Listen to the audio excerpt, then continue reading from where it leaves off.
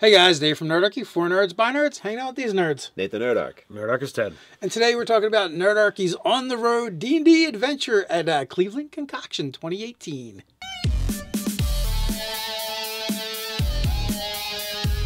Jump down in the description below where you can sign up for Nerdarchy, the newsletter, get weekly gaming tips, as well as learn how to game with us.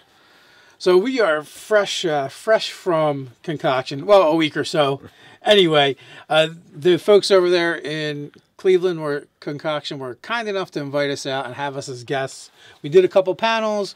We played a bunch of games. We had a lot of fun, but there's a little bit more to it than that. And if you're looking for a con to hit up in the Ohio area, or you want to travel to one for 3 days, it was a lot of fun. It was reasonably priced. The venue was really nice, and also the hotel wasn't that expensive for as nice as it was. Yeah, it was a very nice hotel, and it was affordable, I think, for how nice it was. So, like, I know, you've been hitting up, the Origins and PAX and Gen Con, and I think this is like your first real small con in comparison. It is. So, hitting up for me when we went to PAX, it was like centralized to just the one room and much larger than the cons that I had been going to. I had, gone to, Glimmerdark, Wicked Fair, and Steampunk World's Fair, and this is more akin to those kind of cons that I've gone to, more often. I like having, the hotel and the con being at the same spot, so you can, let me run back to my room. I want a 20-minute power nap, or, I forgot such and such. Let me go back and get it, as opposed to having to, I got to go out to my car. I got to drive to the hotel, get the thing, come back. It's much bigger of a hassle. Well, you can still have that experience. It's just going to cost you a bit more, and the rooms are harder to get because, when you're talking about PAX Unplugged, there was actually a couple of hotels that were pretty much attached to it that you could have stayed at.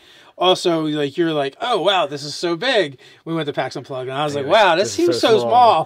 Well, yeah, you had just gotten back from Gen Con. Because Gen Con and Origins had been, my experiences with, gaming cons. Right. Aside from the one we did a couple years before, which, again, was more kind of like this one. Mm-hmm. So it was definitely, the venues are quite different. Like Origins and Gen Con, you have sky bridges all over the place. So you don't even really have to go outside. It's but they're convention cities. You're traveling through sky bridges or underground, especially Gen Con because it's so big. Right. Now this was a lot more intimate. This was smaller. It was still a nice venue. You did have to go outside one time or to go from one building to the other, but it wasn't very far. It was pretty close. If you wanted to get to the big vendor hall or the game rooms, you did have to step outside, but it was pretty quick. And even in the it was covered area, and so it wasn't even open in to the elements really as much as.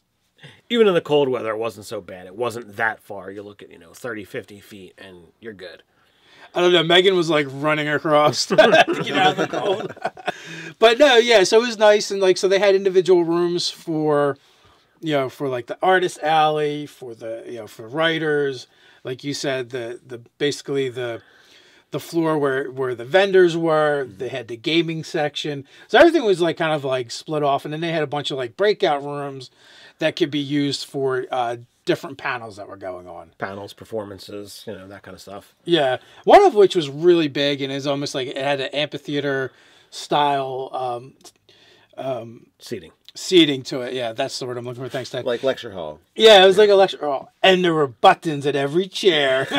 So it was actually kind of cool because you could hit the thing and, all of a sudden your mic turned on so you could talk to the room, most likely, so the panelists could hear you if everything was full and you were, more of a quiet speaker.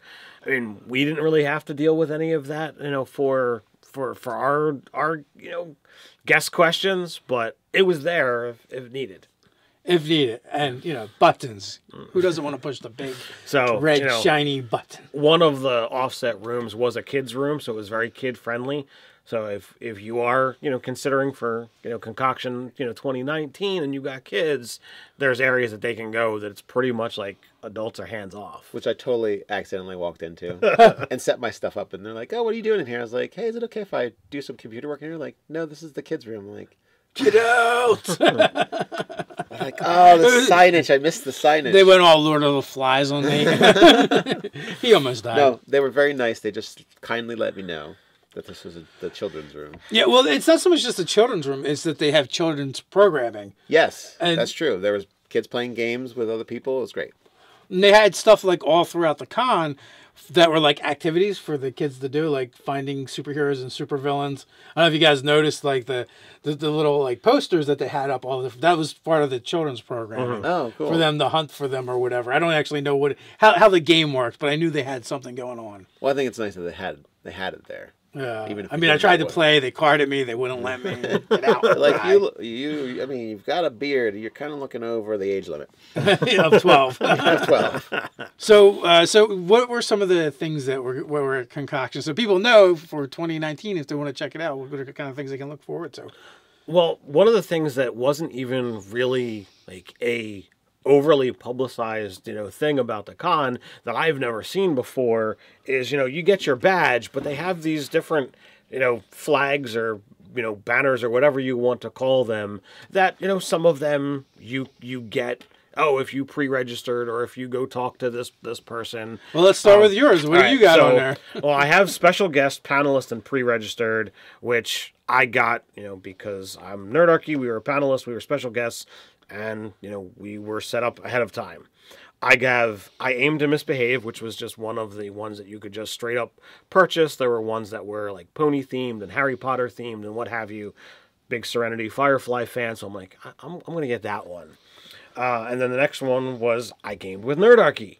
You did. Now, having run, games, ran a game at the convention, it was like, oh, well, I had these to give out, and Tony, the guy who helped bring us there, is like, well, make sure you put one on for yourself, because you obviously gamed with yourself if you gamed. And we also gamed with Nerd Doug. Yes. And, so we did game with Nerdarchy. Right.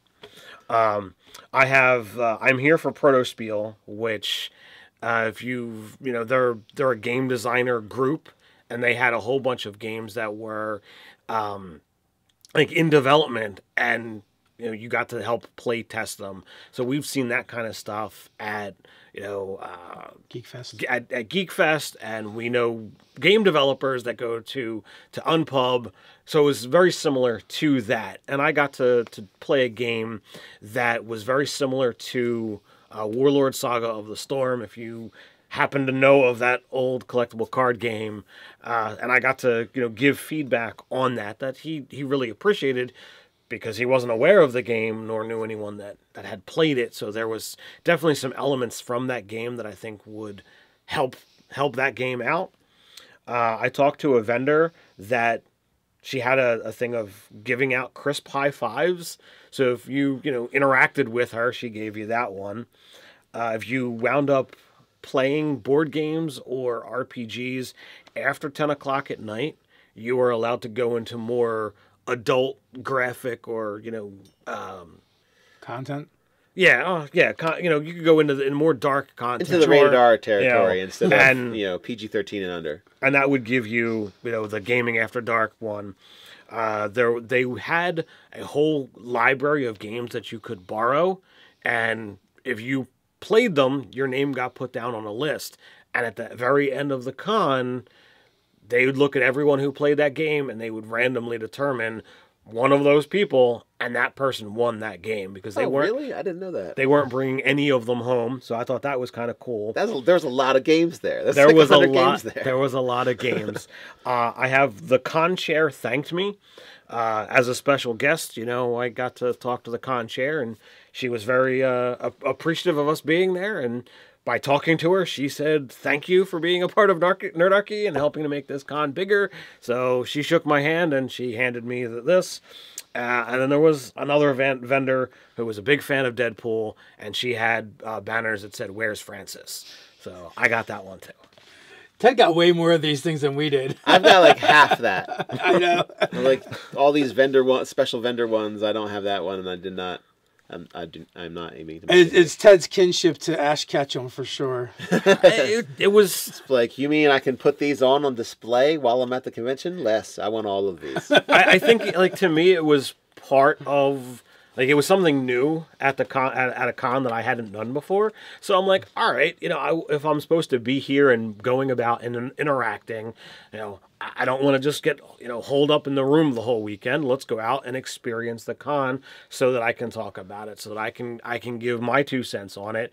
And this is a thing I hadn't done before. It speaks to the whole, video game achievement, kind of thing that I know a lot of gamers like. So it's like, hey, if I know there's things that I can go hunt down and I can go do, and I get this thing for it, yeah, sure. And I thought that was kind of cool. That and like special guest panelist and pre-reg is a lot easier to see on this instead of saying like, oh, gaming guest of honor. Right. Yeah. Nerdarchy is Ted. Well, I have some purple ones for you from press passes if you want to add them to your. All right. So, I just thought it was that aspect was a lot of fun. And I know that there are other conventions that do this kind of thing.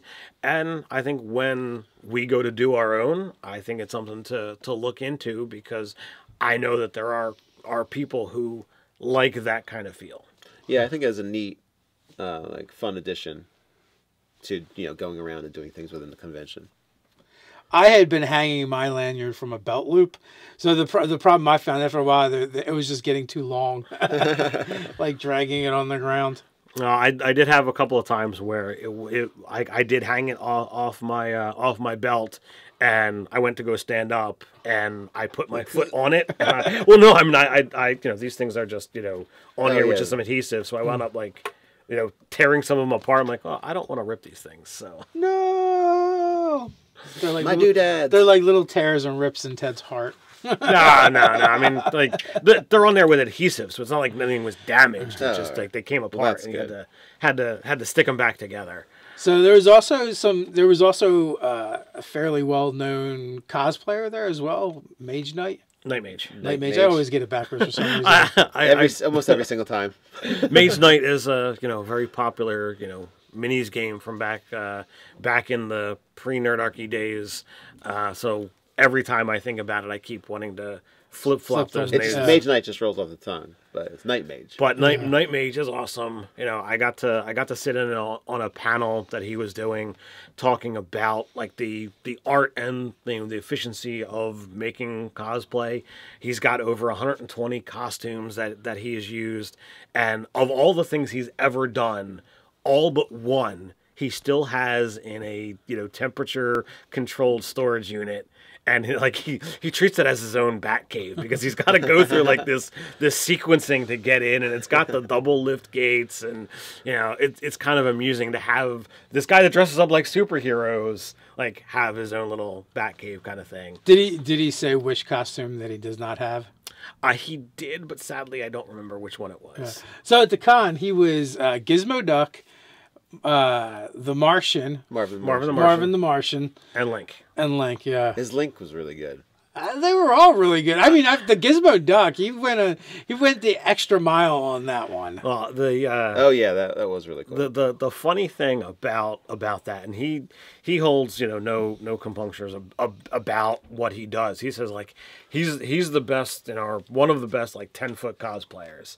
At 10 feet away, his stuff is amazing. But he's like, if you get up close, he's like, you're gonna see there's a mess up here and there's a mess up there, and this was all openly talked about during the panel, which I thought was pretty interesting to be. It's like, oh yeah, come look at what I do and see where my mistakes are. I'm like, that's kind of odd to advertise that, but he's like, I'm not gonna spend more than 2 or 3 days on a project most of the time.